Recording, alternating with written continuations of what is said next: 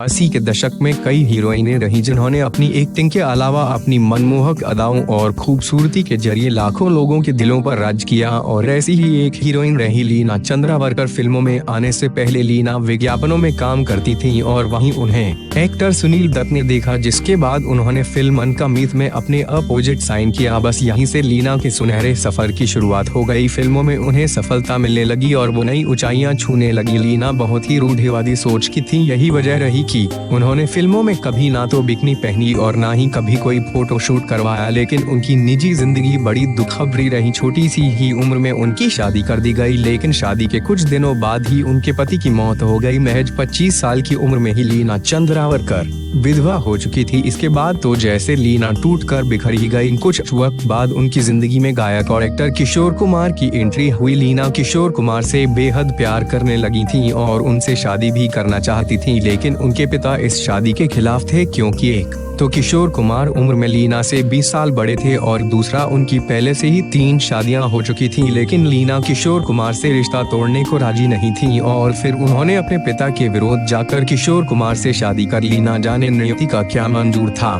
शादी के कुछ सालों बाद किशोर कुमार भी चल बसे और लीना एक बार फिर से विधवा होगी। उस वक्त उनकी उम्र 37 साल की थी। लीना और किशोर कुमार का एक बेटा भी है, सुमित। लीना अब अपने बेटे सुमित, सौतेले बेटे अमित और उसकी पत्नी के साथ रहती हैं और ग्लैमर की दुनिया से दूर हैं।